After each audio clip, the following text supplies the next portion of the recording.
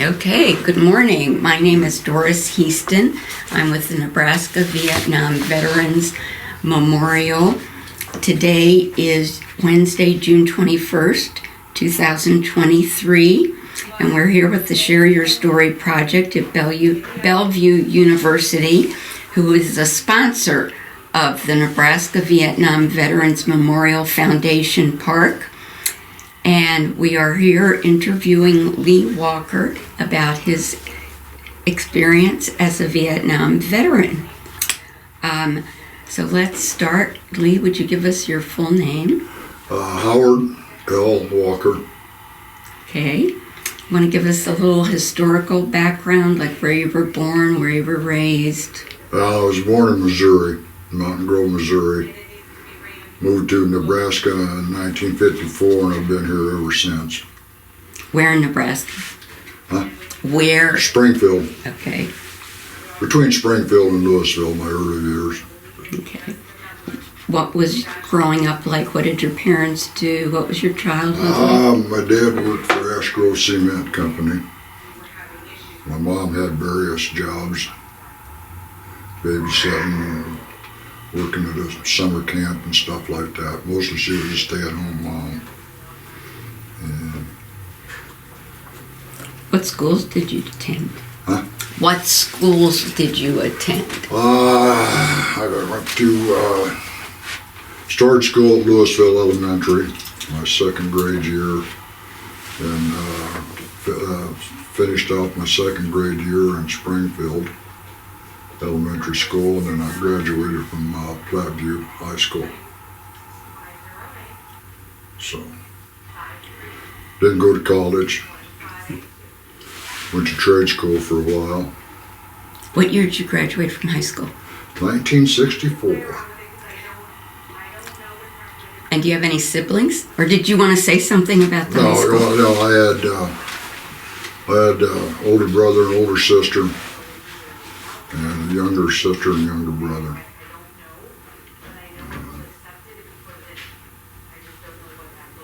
We just had a normal childhood.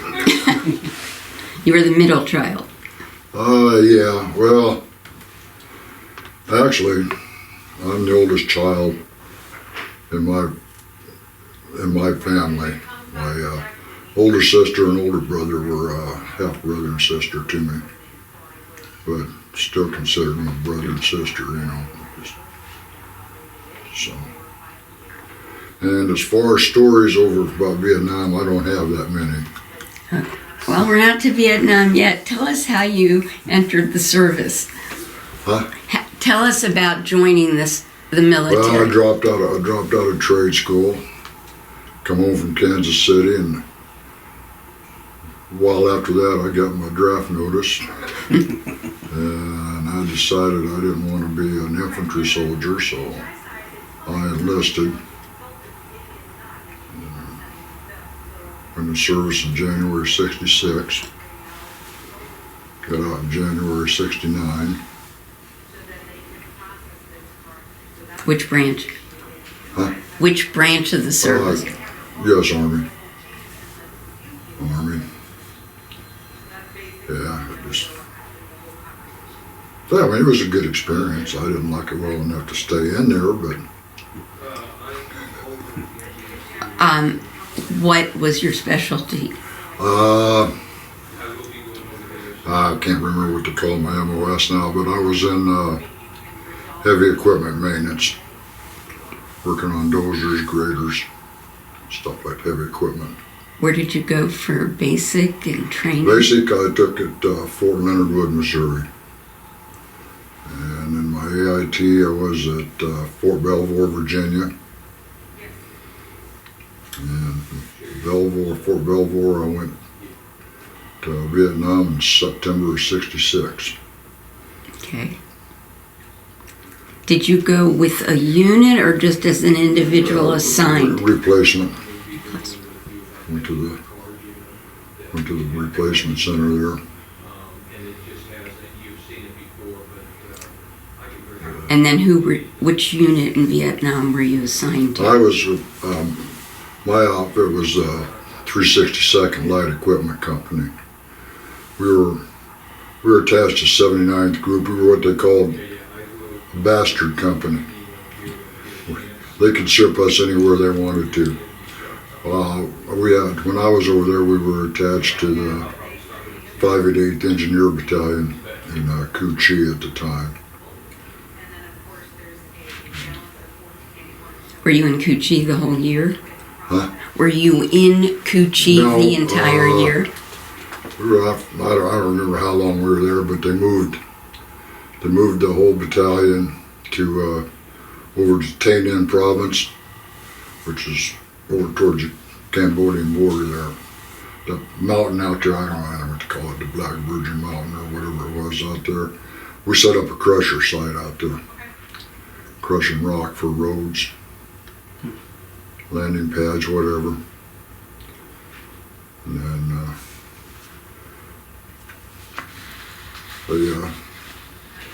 they'd send us out in the boonies to build landing pads or roads or whatever. We had to build a road out to the mountain there so we could set up our crusher site out there. Did you stay with the same group of men the entire time? Yeah. Okay. Was there good camaraderie with? One guy that was in my outfit, we actually went through basic training and AIT together. We got shipped over to Vietnam at the same time. We ended up in the same unit, which was.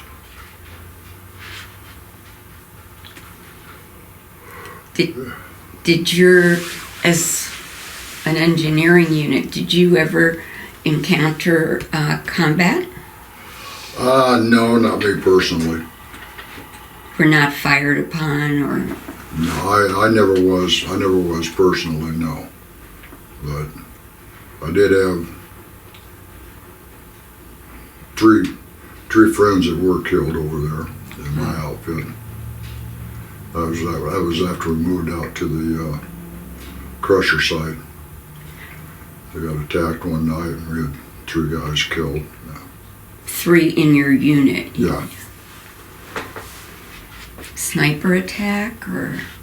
Nah, they just attacked the camp. Did you ever get to go on leave or R&R and get out of there during your tour? I didn't, as a matter of fact. Wanted to. Where I wanted to go was Australia, but when I first got over there, Australia wasn't an option. You could go to Taipei or Japan, someplace like that. But so my second choice would have been Taipei. So you didn't go? No. Okay. Did you ever go anywhere in country that was? No. They sent me TDY down to Long Bin area for a while. I was cross training and working on the trucks. Multi-fuel trucks, cargoes, dump trucks, whatever.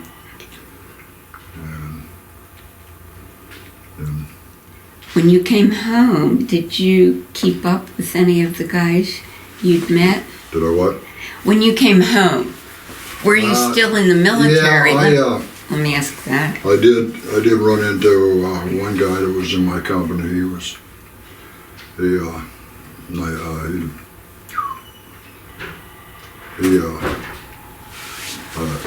ran into him, I was delivering at the time. I ran into him and we talked for a while. And he had a sewing machine company here in Omaha, and I just went up a couple times and we talked about things.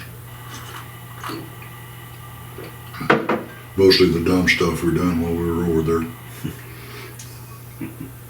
Which was a lot of dumb stuff. That was important to you. Basically, I drink a lot of beer. At 10 cents a can. Did you drink a lot of beer in Vietnam? Oh yeah, every night. What kind? Whatever we could get. Up where we were at, we didn't get any of the good beer. All the Budweiser and stuff like that, they stayed down to Long Bend, or they shipped it up to Playco or someplace like that. Up there we got Ballantine Ale, Lucky Lager, Valentine. whatever they decided to ship up there, that's what we drink. Okay. 10 cents a can, you know. It was pretty cheap though, wasn't it? Oh yeah, you had to wipe the rust off the cans every once in a while because they weren't aluminum. But Did you see the movie The Greatest Beer Run? It's a recent movie. It just came out this year. I haven't seen that yet. It's probably on Netflix or Prime, but if you get a chance, watch it. Yeah, I've seen it advertised, but I haven't. It's based on a true story. It's pretty cute. Guy got out of country and then he come back in country to bring the beer back to his buddies. Mm-hmm. Yeah. I can see that happening. It was pretty unusual, to say the least. Okay, talk about drinking beer. What about drugs? If you don't mind my asking. I never got into drugs. Did you see men doing much drugs? You were there early. And the outfit I was in, it wasn't really that bad. I mean, there were people smoking marijuana and stuff, but that was basically the only thing I ever encountered was just guys smoking some grass in the house. Yeah. None of the heavier. No, none of the guys I knew hung out with were into heavy drugs. Mostly just beer and a little grass once in a while. That was it. Did the commanders ever come down on you for the beer drinking or the pot smoking, marijuana smoking? Nah, they didn't. Actually, we had some pretty good commanders over there. They didn't. Unless you really messed up on something, they didn't. They didn't say too much about anything. You know, as long as if you drank at night and you got up the next morning and went and done your job like you were supposed to, nobody said anything to you. So. And you were there in 66, 67, right? Yeah. So that's early in... Yeah. Which I think the real problems became later. Well, yeah, the nasty, it got nasty in, late 67, 68. 69, yeah. Tet offensive was... But I meant the problems with the drugs especially. Yeah, well, like I say, my outfit, basically, they had guys that would, smoke a little grass. Like I said, we drink a lot of beer. Now, as far as hard drugs, it wasn't that bad. I mean, they were there. You could get them if you wanted them, as far as that goes, you go down to the village. You're down to the village. You buy ready rolled joints in a pack, just like cigarettes. Yeah. Did you have much interaction with the Vietnamese? Not really. We had the Vietnamese working in the kitchen, on the main compound. Out where we were out at the crusher site was where I was at most of the time after we moved to Tay Ninh. We didn't have any Vietnamese workers out there or anything.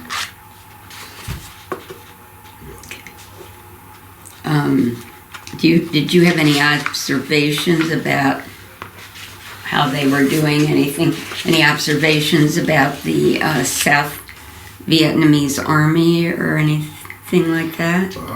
So I never really had much interaction with the Vietnamese troops or anything else. Because we were rear echelon. We weren't out in the jungle, One time we were out in the jungles and we went out to build a landing pad or cut a road, build a bridge, whatever, you know.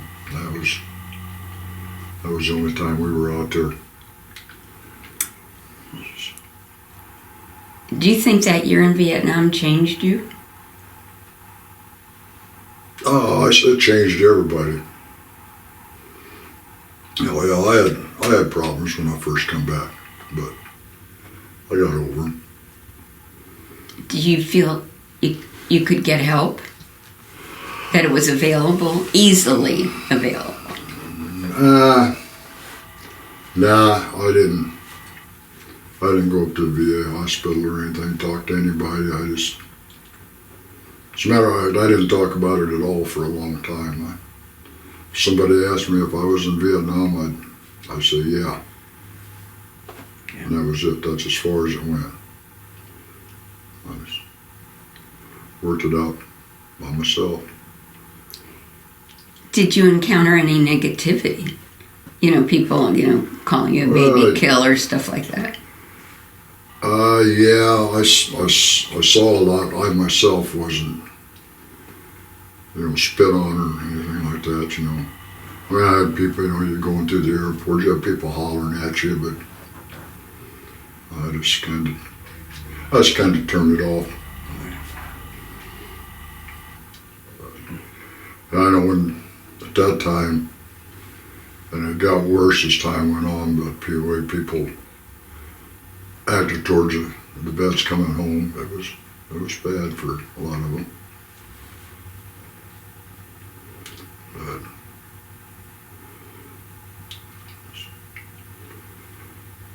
me myself, nah, I didn't have that, but like I said, for a long time I didn't talk about anything either. If somebody asked me if I was there, I'd tell them yeah. And that's the only answer they got. So what changed, or when did it change that you started talking about it? Actually, when my son was in high school, he started asking me about it. He wrote an essay thing for the American Legion Club there, and he won an award for it and stuff. So Nice. he asked me about it. I talked to him about it, But that was '69. My son was born in '86. So that was probably, it was well into the '90s before I talked to him about it. If I was with other Vietnam veterans and we were drinking or something, or sitting around, I'd talk about things with them, but as far as anybody else, my attitude was, you weren't there, so you don't know what's going on. You can have your opinion, but to me it was stupid. They didn't know what was going on, so they had no idea. Yeah. Did you join any groups like the VFW, Vietnam Veterans of America, American Legion, any of that? I belonged to the American Legion in Springfield there. Did you do that when you first came home or later? Nah, when I first came out, I didn't join because I don't know why. I just wasn't interested at that time. So I didn't join for several years. So It's not that's fine. There's nobody's criticizing you for that. A lot of people did. No, I just wasn't high on my priority at that time. So Once you started talking to your son, did you feel more comfortable talking to others about it? Yeah, after a while it was easier. I still don't talk about it a whole lot, but Do you Most of the guys I hang out with and stuff, some of them were over there, some of them weren't, but their dads were in the service. And so it was easier to talk to them. But as a rule, I don't talk about it a lot. Still don't.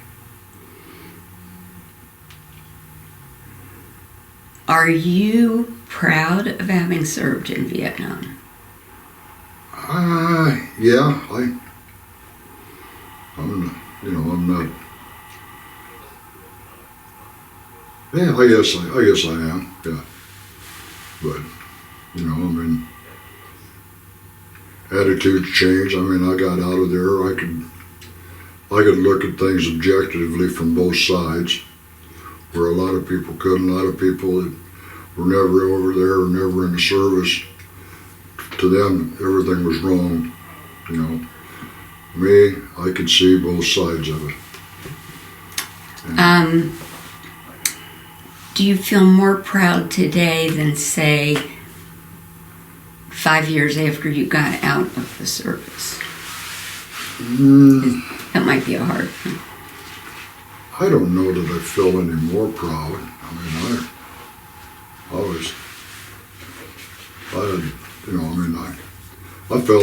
I felt all right about having been over there. It wasn't,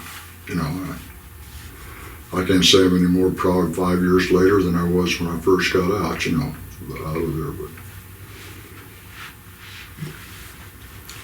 Do you have, and I'm kind of backtracking, I apologize.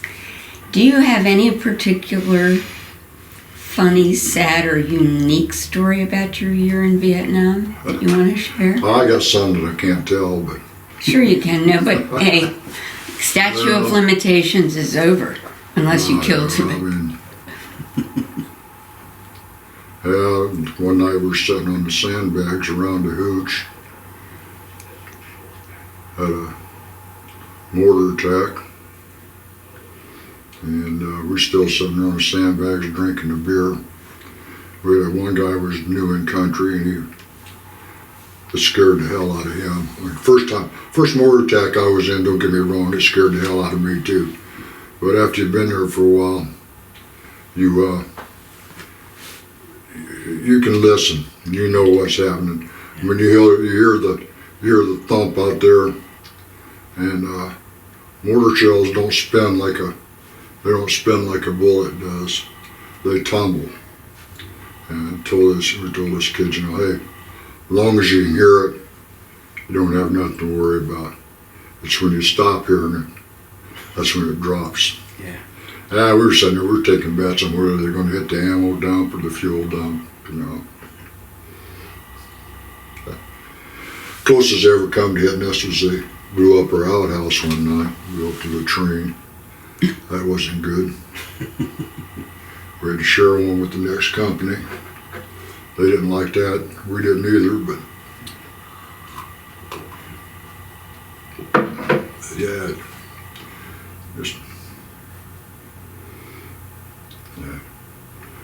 Then one time I decided that I was going to take a shower. I had the morning off, so I didn't want to trudge all the way down to the shower. So I just grabbed my bar of soap, stripped down, and I was standing outside the hooch there, and I was lathering up.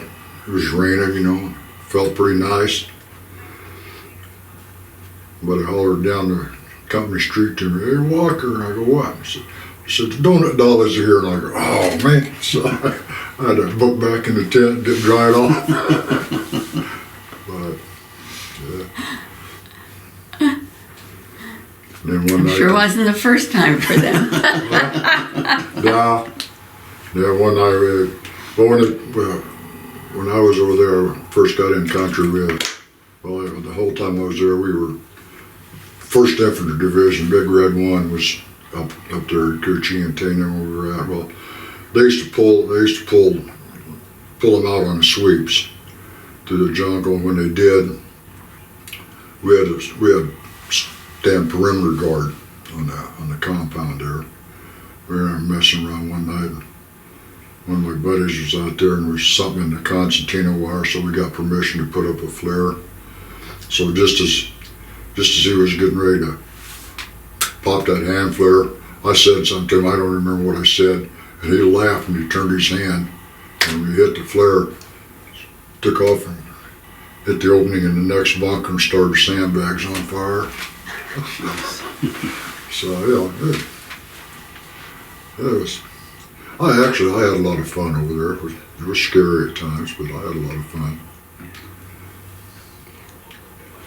Have you gone to any reunions from your unit, or have you tried to connect with the unit? I've kept track of part of it, but I haven't seen any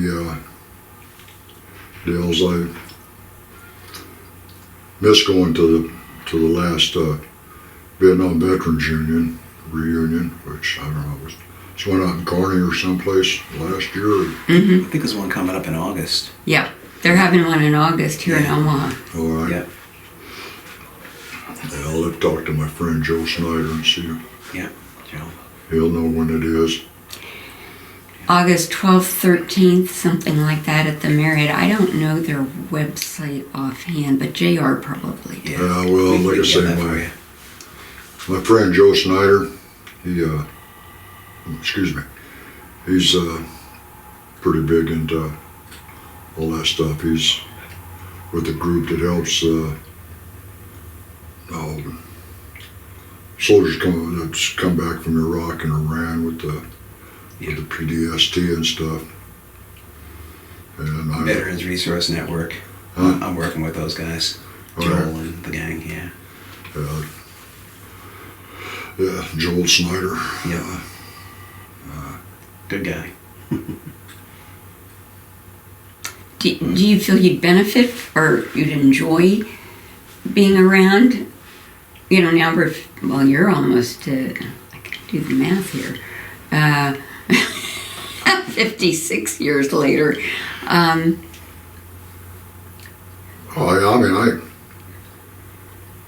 enjoy talking to guys that are over there. There's not too many of them around anymore, but Yeah. there's a few. But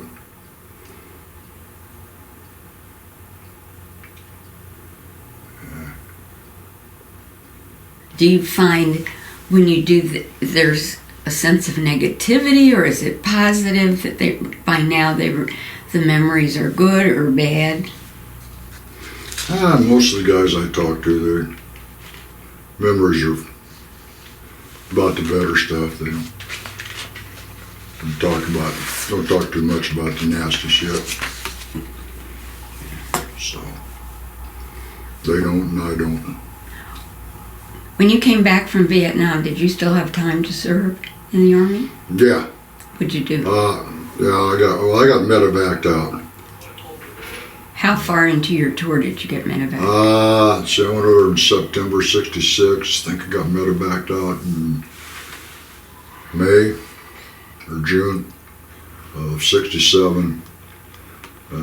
Sent me to the hospital in Japan, and from Japan they sent me to Okinawa, and I finished out my tour over there because I hadn't spent enough time in country to go straight back to the States, so they sent me to Okinawa.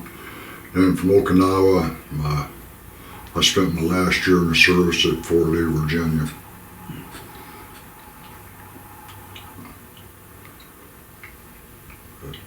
Did you ever think about staying any place you'd been with the military, or you just wanted to come home? Basically, I was ready to come home. I've been gone. I've been gone from home, but basically since 1964 at that time. So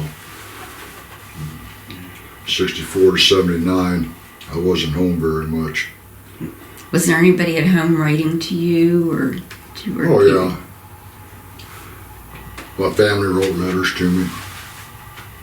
Even got at that time we had a little newspaper that they published called the Springfield Monitor.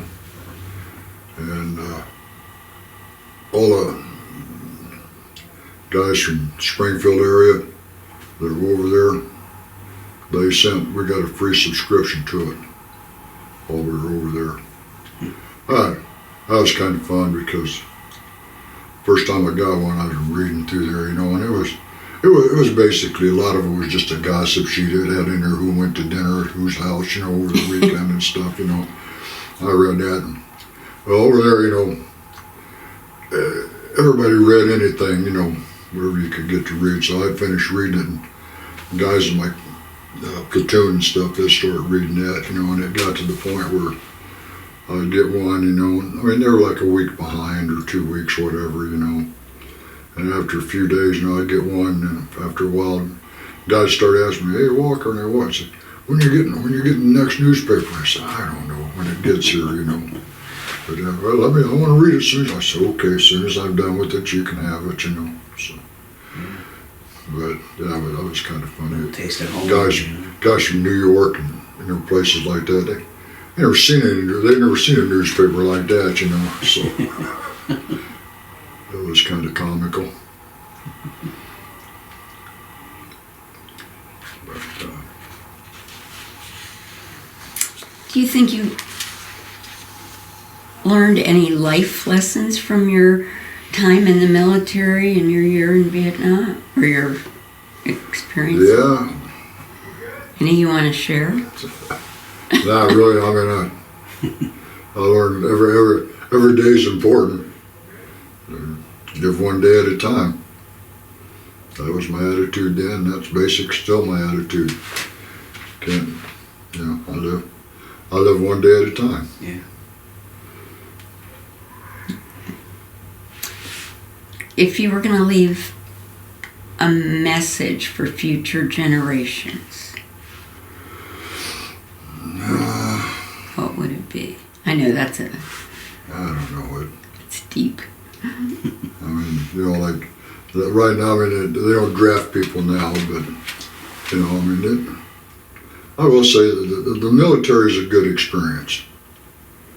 Whether you like it well enough to stay in or not, but the military's it's a good life experience. It actually is. I enjoyed the 3 years I was in. I just didn't enjoy it enough to make a career out of it. I got a good offer just before I got out too.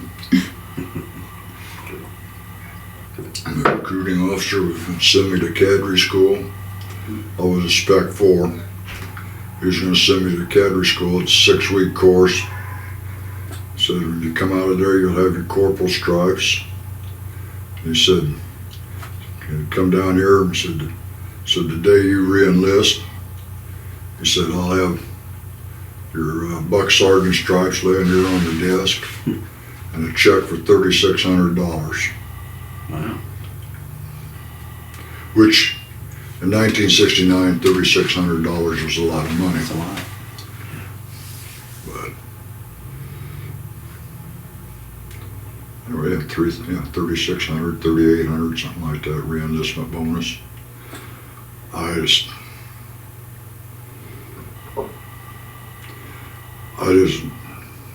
like I say, I wasn't interested in staying in any longer than I did. So. Have you used your military skills in civilian life? For a while I did. I got tired of busting my knuckles. I started working construction, warehouses, drove truck.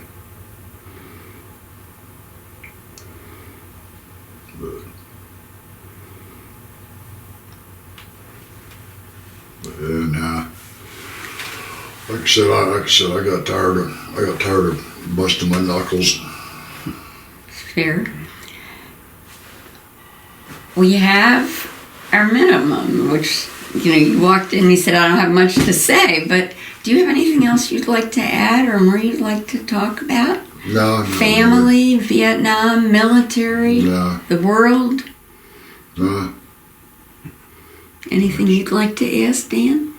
I don't really have. This is my first sit-in, and it's been my pleasure and just a great experience for me. And I want to be on the other side of that as well. You know, I want to do what Doris is doing and make sure that people like you, your stories are not forgotten. It's very important. So, really, thank you so much for Okay, helping.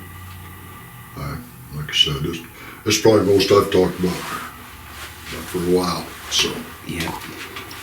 Well, thank you.